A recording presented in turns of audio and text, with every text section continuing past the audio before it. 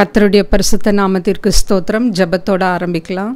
நேற்றும் இன்றும் என்றும் மாறாதவராய் இருக்கிற நல்ல தகப்பனே, இயேசப்பா, இதோ நாங்கள் பெண்கள் மிஷனரிகளை பற்றி பார்த்து கொண்டு வருகிறோம். கர்த்தாவே, பரிசுத்த ஆவியானவர் தாமே எங்களோடு இருந்து நாங்கள் செய்கின்ற ஒவ்வொரு காரியத்திலும் இயேசப்பா உம்முடைய நாமம் விளங்க கிருபை தாரும்.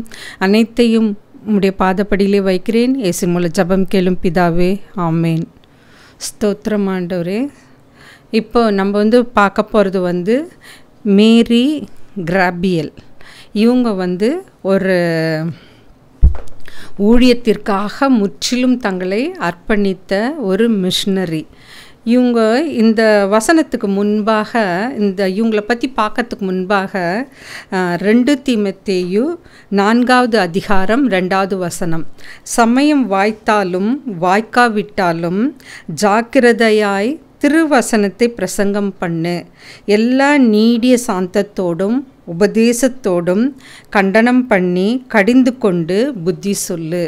ஸோ நம்மளோட கடமை என்னென்னா, நம்மளுக்கு சமயம் வாய்த்தாலும் சரி வாய்க்காவிட்டாலும் சரி கர்த்தருடைய வேதத்தை நம்ம மற்றவங்களுக்கு எடுத்து சொல்லணும். அது நம்மேல் விழுந்த கடமை. இப்போ பார்த்திங்கன்னா ஒரு சம்பவத்தோடு ஆரம்பிக்கிறேன். நாங்கள் ஒரு ஒரு கல்லூரியில் நடந்த ஒரு சம்பவம். இப்போ வேலை செய்கிற இடத்துல ஒரு முக்கியமான வேலைனாக்கா அதை எல்லாருக்கும் டிவைட் பண்ணி கொடுப்போம். ஒருத்தர் இந்த வேலை செய்யுங்க, இன்னொருத்தர் அந்த வேலை செய்யுங்க அப்படின்லாம் டிவைட் பண்ணி கொடுப்போம். அப்படி செய்கிறப்போ அந்த ஹெட் ஆஃப் த டிபார்ட்மெண்ட் சொல்லுவாங்க, இந்த பொருள் இங்கே இருக்குது, அதுக்கப்புறமா இது இங்கே தான் இருக்கும் அப்படின்னா, ஒரு சிலர் என்ன பண்ணுவாங்கன்னா, நம்ம சொன்னால் அது வேறு விதமாக தான் செய்வாங்க. இந்த பொருள் இங்கே இருக்குது, இதை போய் எடுத்துகிட்டு வாங்கன்னா ஊரெல்லாம் போய் தேடுவாங்க. நம்ம சொல்கிறத காதிலே வாங்க மாட்டாங்க. ஊழியத்தில் கூட பார்த்திங்கன்னா, அந்த ஊழியத்தை எடுத்து நடத்துகிறாங்க பாருங்கள், அவங்களுக்கு தான் ரொம்ப கஷ்டப்படுவாங்க.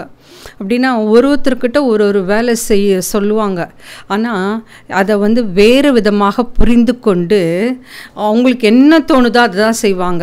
அதுக்கப்புறமா கடைசியில் தான் அவங்க சொன்னதோட அர்த்தமே புரியும். அதுக்கப்புறம் நம்ம என்ன சொன்னோமோ அந்த இடத்துல தான் அந்த பொருள் இருக்கும். கடைசியில் வருவாங்க. அதை பார்க்குறப்போ எனக்கு வியப்பாக இருக்கும். என்னென்னா, இந்த பொருள் இந்த இடத்துல தான் இருக்குது, அதை போய் எடுத்துகிட்டு வான்னு சொன்னால் அதை செய்யாமல் தனக்கு என்ன தோணுதோ அதெல்லாம் போய் எல்லாம் பார்த்து முடித்து ஆராய்ந்து அலசிட்டு கடைசியில் நம்ம சொன்ன இடத்துல தான் அந்த பொருள் இருக்கும். உடனே அங்கே எடுப்பாங்க. இது ஊழியத்தில் ரொம்ப முக்கியம். எதுன்னா, கீழ்ப்படியணும். ஒன்று கர்த்தருடைய வார்த்தைக்கு கீழ்ப்படியணும். அப்புறம் கூட வேலை அவங்களோட ஒரு அண்டர்ஸ்டாண்டிங் இருக்கணும். அவங்க என்ன சொல்கிறாங்க, என்ன செய்கிறாங்க, நம்மளுக்கு பிடிச்சிருக்கோ பிடிக்கலையோ அட்ஜஸ்ட் பண்ணி வாழ கற்றுக்கணும். இப்போது மேரி கிராபியல் அவங்கள பற்றி பார்த்திங்கன்னா, அவங்களோட ஊழிய அர்ப்பணிப்பு, அவங்க பெற்ற வாக்குத்தத்தம் என்னன்னு முதல்ல பார்க்கலாம். 1882 சுவிசேஷத்தை பிரசங்கிக்க நிறைய பேர் கடல் கடந்து வந்தார்கள். அதில் முக்கியமாக 4 பெண்மணிகள் வந்தாங்க. அதில் ஒருத்தர் தான் இந்த மேரி கிராபியல். இவங்க ஆன் அசல்டைன் ஜட்சன். இவர் ஒரு மிஷனரி. இவங்களோட வாழ்க்கை வரலாற்றை இவங்க சிறு வயதில் மேரி படிச்சிருக்காங்க. அதனோட தாக்கத்தின் விளைவாக தான் இவங்களுக்கும் மிஷனரி பணி செய்யணும்னு ரொம்ப ஆசை, வாஞ்சை இருந்தது. அதனால் அவங்களுக்கு அந்த வாஞ்சை அவங்க வளர வளர வளர அது ஒரு தாக்கத்தை ஏற்படுத்தியது.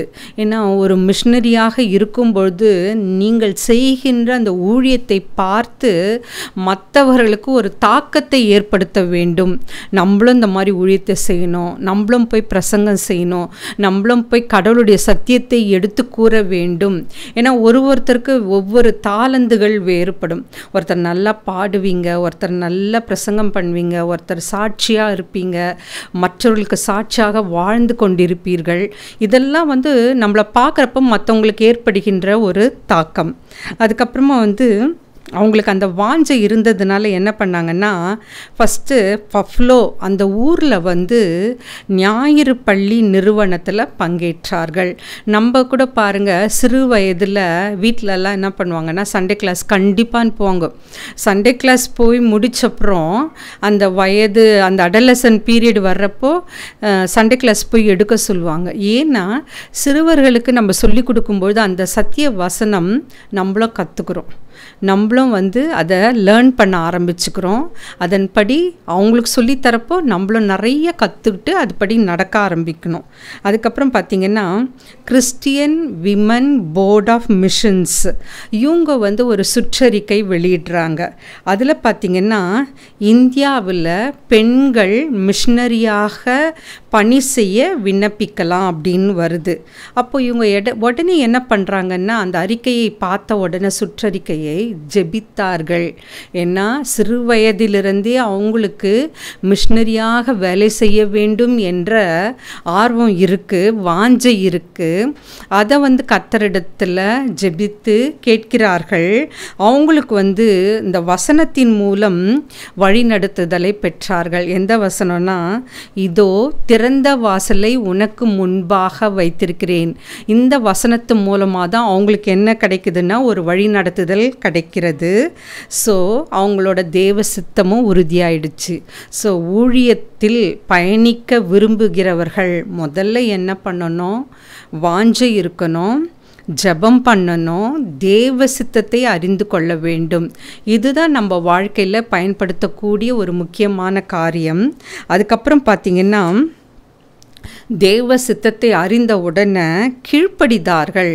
நம்மக்கிட்ட இருக்கிற குறை இன்னொன்று என்னென்னா, கர்த்தருடைய சத்தம், கர்த்தருடைய சித்தம் இதெல்லாம் தெரிஞ்சு கூட நம்ம அவருக்கு கீழ்ப்படியவே மாட்டோம். நம்ம வாழ்கின்ற வாழ்க்கையிலே வாழ்ந்து கொண்டே இருப்போம்.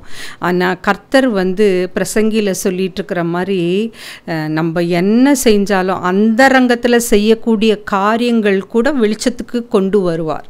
அதை நம்ம மறக்கக்கூடாது.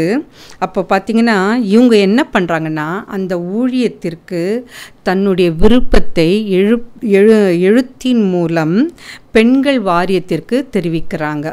ஸோ ஃபஸ்ட்டு என்ன பார்த்தோம், அவங்களுக்கு மனதில் அந்த வாஞ்சை இருந்தது.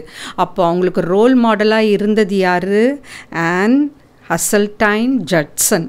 இதே மாதிரி தான் ஒரு ஊழியரும் யாராவது ஒருத்தரோட வாழ்க்கையில் ஒரு ரோல் மாடலாக இருப்பாங்க. நிறைய பேருக்கு பார்த்திங்கன்னா, பிரதர் டிஜிஎஸ் தினகரன் பிடிக்கும். அவர் அந்த சொல்கிற விதம், பாட்டு பாடுற விதம். ஒரு சிலருக்கு வந்து பிரதர் ஸ்டான்லி இது பிடிக்கும். ஒரு சிலருக்கு பார்த்திங்கன்னா சாம் ஜபத்துரை இது பிடிக்கும். அப்படின்னா இந்த முன்னோடிகள் அவங்கள ஒருத்தரும் அவங்களோட அந்த பிரசங்கம் செய்கின்ற விதம், அந்த கருத்துக்கள் இதனால் ஈர்க்கப்பட்டு அவங்களும் ஒரு மிஷனரியாகவோ இவாஞ்சலிஸ்டாகவோ பணிபுரிகிறார்கள். அதுக்கப்புறம் அவங்களோட ஊழியம் எப்படி தொடர்ந்து நடந்ததுன்னு பார்த்தோம்னா, பம்பாயில் இவங்க என்ன பண்ணாங்க, 1882 வருடம் பம்பாய் வந்து அடைந்தார்கள். இவங்க எங்கே தேர்ந்தெடுத்தாங்க, அவங்களோட பகுதி, அவங்களோட காலிங் எந்த பகுதியிலன்னு பார்த்தீங்கன்னா, இந்தியாவில் மத்திய பகுதியில் வசித்து வந்தார். அங்கே எந்தெல்லாம் ஊருன்னு பார்த்தீங்கன்னா, எல்ச்சிப்பூர், ஹர்தா மற்றும் முங்கேலி இந்த இடத்துலலாம் அவங்க ஊழியம் செய்தார்கள்.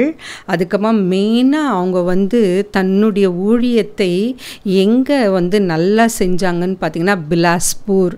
அங்கே பார்த்திங்கன்னா பெண்களுக்கும் சிறுவர்களுக்கும் அவங்களோட வீட்டுக்கு சென்றார்கள். அவங்களுக்கு வந்து ஒரு ஊழியத்தை துவக்கினார்கள். மெயினாக பார்த்திங்கன்னா, அந்த ஊழியம் செய்கிறவர்கள் எஸ்பெஷலி இந்த பெண்களிடையே ஊழியம் செய்கிறவர்கள் பார்த்திங்கன்னா, பெண்களுக்கும் சிறுவர்களுக்கும் சிறுமிகளுக்கும் ரொம்ப முக்கியத்துவம் கொடுத்துருப்பாங்க. ஏன்னா அந்த சிறு வயதில் தான் நம்ம நல்லா அவங்கள மோல்டு பண்ணி கர்த்தரிடத்தில் கொண்டு வர முடியும். இங்கே பார்த்திங்கன்னா, அவங்க என்ன பண்ணாங்கன்னு பார்த்திங்கன்னா, அந்த இடங்களில் ஊழியத்தை துவக்கினார். கிராமங்களை சுவிசேஷம் மயமாக்க விரும்பி எய்டா பாய்ட் என்ற ஊழியரோடு சேர்ந்து பயணங்களை மேற்கொண்டார். அதுக்கப்புறமா எய்டா பெண்களை குறிக்கோளாக வைத்து ஊழியம் செய்ய மேரி என்ன பண்ணாங்கன்னா சிறுவர்களை தெரிந்து கொண்டார். நம்ம வசனத்திலே பார்த்துருக்கோம், சிறு பிள்ளைகளை என்னிடத்தில் வரவிடுங்கள், அவர்கள் தடை செய்யாதிருங்கள், ஏன்னா பரலோக ராஜ்யம் அப்படிப்பட்டவர்களுடையது. ஏன்னா அந்த சின்ன வயசில் அவங்க மனதில் எந்த விதமான வஞ்சன்ஸோ பொறாமையோ எதுவுமே இருக்காது, இன்னசென்ட்டாக இருப்பாங்க. நம்மளோட இருதயம் அந்த மாதிரி மாறணும்னு தான் கர்த்தர் நம்மளிடத்துல எதிர்பார்க்குறாரு. அதுக்கப்புறமா மற்ற சமூக சேவைகள் பார்த்திங்கன்னா 1882 தன்னுடைய சொந்த செலவில் பள்ளிக்கூடம் அமைத்தார். எப்பவுமே நம்ம ஒரு இடத்துல ஊழியம் செய்ய போகிறோன்னா அவங்களுடைய தேவைகளை அறிந்து கொள்ள வேண்டும். ஏன்னா நான் கர்த்தரை பற்றி சொல்கிறேன், சுவிசேஷத்தை எடுத்து சொல்ல போகிறேன், நற்செய்தியை சொல்ல போகிறேன் அப்படின்னு ஒரு இடத்துக்கு போனோம்னா அங்கே வறுமையினாலும் நோயினாலும் கஷ்டப்பட்டு கொண்டிருப்பாங்க. நம்ம போய் அங்கே சத்தியத்தை சொன்னால் அந்த ஜனங்க கேட்பாங்களா? கேட்க மாட்டாங்க. ஏன்னா அதை விட அவங்களுக்கு எது முக்கியமாக படுதுன்னா பசி, பட்டினி, அந்த வறுமை, அந்த நோய், அதில் இருக்கும்பொழுது சத்தியம் நம்ம என்ன சொன்னாலும் அவங்க காதில் போய் எட்டவே எட்டாது. அதனால் நம்ம என்ன கற்றுக்கணுன்னாக்கா, சத்தியத்தை சொல்வதற்கு முன்பாக அந்த மக்களிடத்தில் சென்று அவர்களுடைய தேவைகளை சந்திக்க வேண்டும். அதுதான் இவங்க செஞ்சாங்க. பள்ளிக்கூடம் நிறுவினார்கள், அதுவும் அவங்களோட சொந்த செலவில். அதுக்கப்புறமா சிறுமிகளுக்காக ஆதரவு இல்லம் அமைத்து கொடுத்தார்.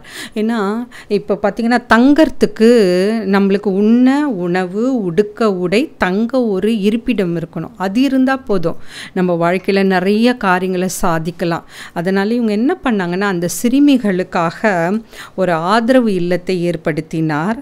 அதற்கப்புறமா இந்த ஆதரவு இல்லத்தும் பள்ளிக்கூடத்தையும் எங்கே நிறுவினார்னா பிலாஸ்பூரில் அதுக்கான கட்டுமான பணிகளை தொடர்ந்து மேற்கொண்டார். 1894 கிறிஸ்துவ தடயமே இல்லாத மஹோபா அந்த இடத்துல பார்த்திங்கன்னா ஒரு ஊழிய பணித்தளம் அமைத்தார். ஏன்னா நம்மளுக்கு ஒரு இடம் வேணும். ஒரு ஊழியத்தை நம்ம செய்கிறோன்னா நமக்கான ஒரு இடம், அதுதான் ரொம்ப முக்கியம். சிலர்லாம் பார்த்திங்கன்னா ஊழியம் செய்கிறோன்ட்டு ஏதோ ஒரு இடத்துல ஆரம்பிச்சிருவாங்க, அப்புறம்தான் நிறைய டிஃபிகல்ட்டிஸை ஃபேஸ் பண்ணுவாங்க. ஸோ நம்ம கர்த்தர் இடத்துல அவருடைய சித்தத்தை அறிந்து கொள்ளும் பொழுதும் அதற்கான இடத்தையும் நம்ம அறிந்து கொள்ளணும். ஏன்னா நம்ம ஒரு இடத்த இருந்து அங்கேருந்து செய்கிறப்ப தான் அது நிறைய பேரை போய் சென்றடையும். இங்கே ஒரு வருஷம் இந்த இடம், இன்னொரு வருஷம் அந்த இடம், அப்படி இடத்த மாற்றக்கூடாது. நமக்கான ஒரு பணித்தளத்தை, ஊழியர்களுக்கான ஒரு பணித்தளம் இருக்கணும். அதுக்கப்புறம் பார்த்திங்கன்னா ஆதரவு இல்லம் ஒன்று நிறுவினார்கள். அதில் எவ்வளோ சிறுவர்கள் இருந்தாங்கன்னா 800 சிறுவர்களை அவர் பராமரித்து வந்தார். அப்போ பஞ்சம் தேசத்தில் ஏற்படுத்தியது. பஞ்சம் உண்டான போது ஒரு பெரிய பேரழிவை ஏற்படுத்தியது. அப்போ பட்டினியால் கஷ்டப்பட்ட 800 சிறுவர்களை அவர் காப்பாற்றினார். இதெல்லாம் பாருங்களேன். ஏன்னா நம்ம ஊழியக்காரங்களுக்கு இந்த மாதிரி சேவை மனப்பான்மை ரொம்ப முக்கியம். அதுக்கப்புறம் மேரிக்கு நிறைய திறன்கள் இருந்தது, டேலண்ட்ஸ் இருந்தது. அதை எல்லாவற்றையும் என்ன பண்ணாங்கன்னா ஊழியத்திற்காக உபயோகித்தார்கள். அதுக்கப்புறமா அவர் அது மட்டும் இல்லாமல் ஒரு கட்டிட வடிவமைப்பாளராகவும் கட்டிட கலைஞராகவும் அவர் வாழ்ந்து வந்தார், செயல்புரிந்தார். அதுக்கப்புறமா அவங்க பெண்களுக்கு எப்படி இருந்தாங்கன்னா ஒரு அன்புள்ள சகோதரியாக காணப்பட்டார். ஆதரவற்ற சிறுவர்களுக்கு ஒரு பாசமுள்ள தாயாக திகழ்ந்தார். இதுக்கு பெஸ்ட் எக்ஸாம்பிள் நீங்கள் மதர் தெரேசாவை சொல்லலாம். அவங்க அப்படி தான் இருந்தாங்க. கல்கட்டாவில் அவங்க மிஷனரிஸ் ஆஃப் சேரிட்டின்னு ஒரு நிறுவனத்தை ஆரம்பித்தார்கள். அதில் ஆதரவற்றவர்கள், அனாதைகள், அதுக்கப்புறமா திக்கற்ற பிள்ளைகள், விதவைகள், இவங்களுக்கெல்லாம் பார்த்திங்கன்னா ஆதரவு கொடுத்து அவங்கள செஞ்ச அந்த பணிக்காக அவங்களுக்கு நோபல் ப்ரைஸ் ஃபார் பீஸே கிடைச்சது. அப்போ எவ்வளோ பெரிய அவங்க தாக்கத்தை ஏற்படுத்தியிருப்பாங்க பாருங்கள். அதே மாதிரி தான் மேரியும் இருந்தாங்க.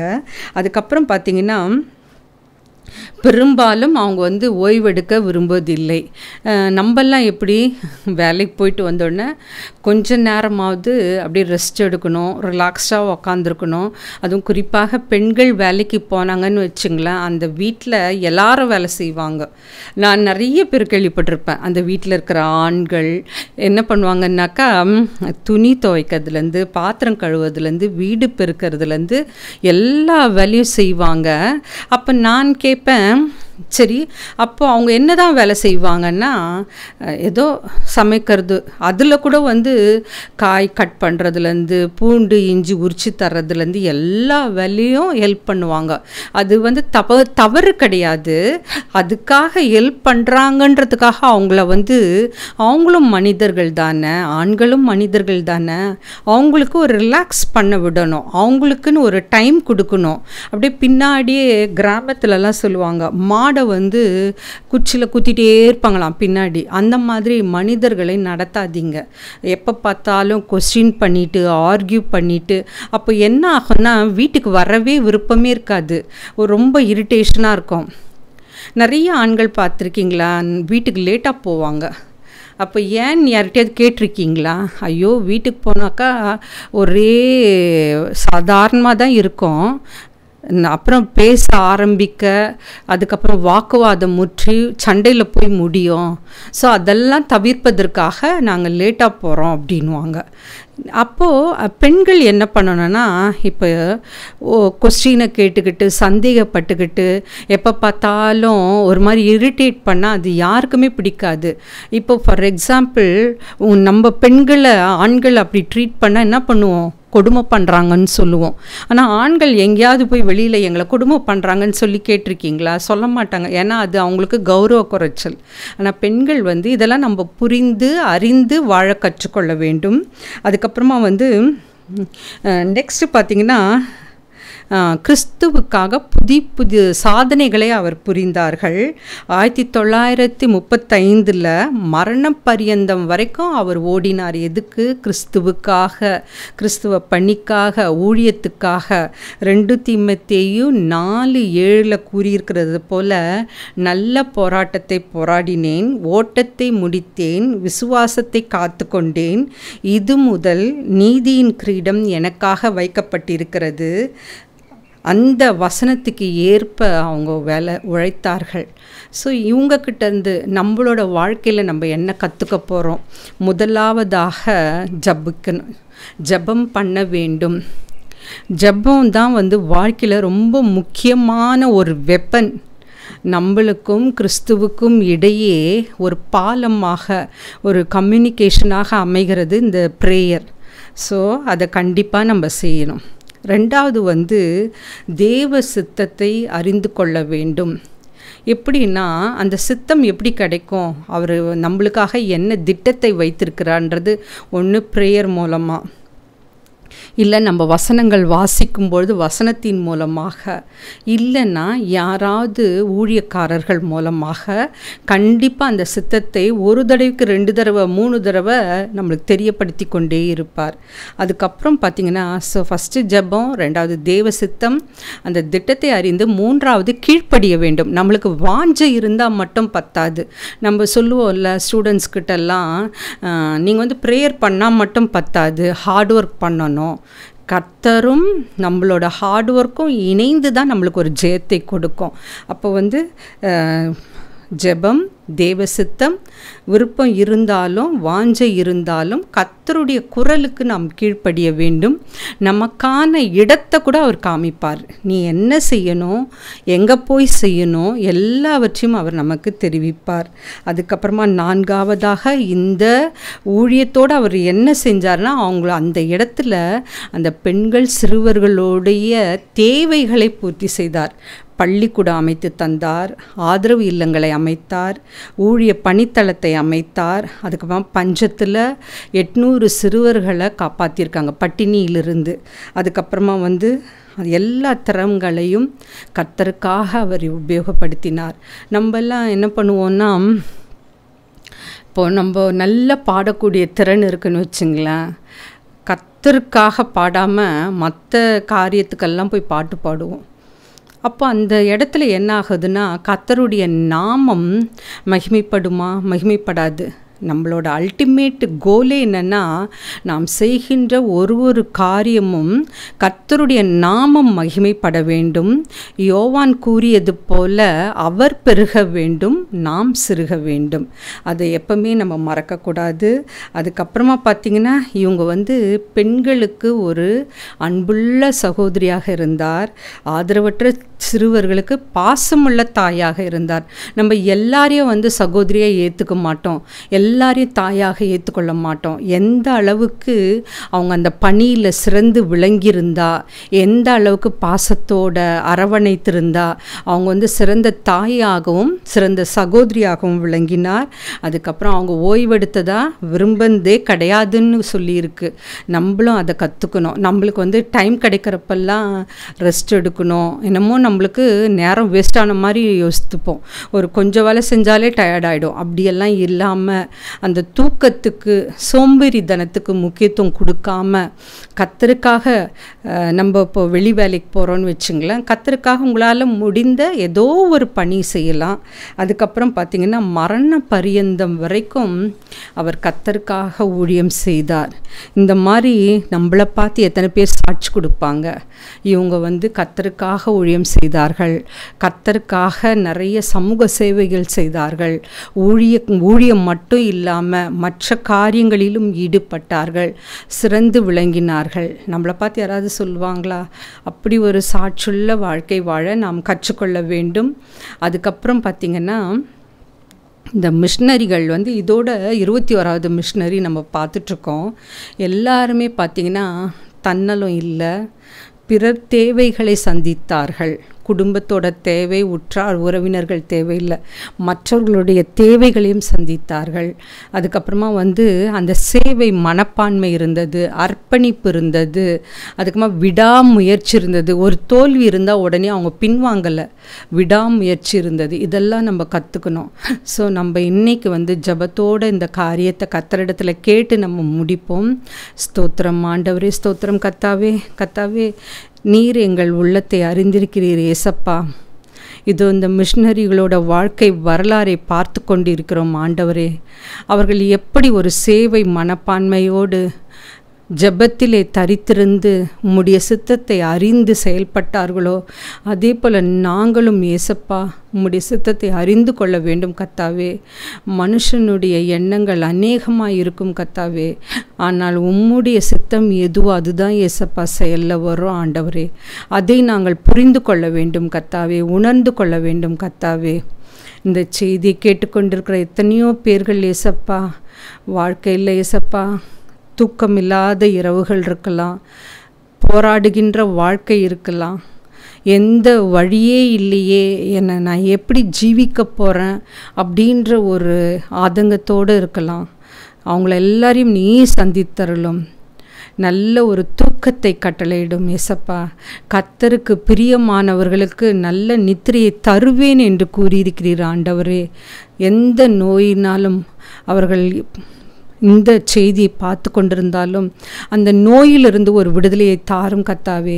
அது பிபியாக இருக்கலாம், இல்லை சுகராக இருக்கலாம், இல்லை முட்டி வலியாக இருக்கலாம், கேன்சராக இருக்கலாம், இல்லை குழந்தை பேர் இல்லாமல் இருக்கலாம், இல்லை கிட்னி ப்ராப்ளம், கண் ப்ராப்ளம், மூளை, உடலில் எந்த பகுதியாக இருந்தாலும் இப்பொழுதே அந்த இடத்தை தொடும் ஆண்டவரே.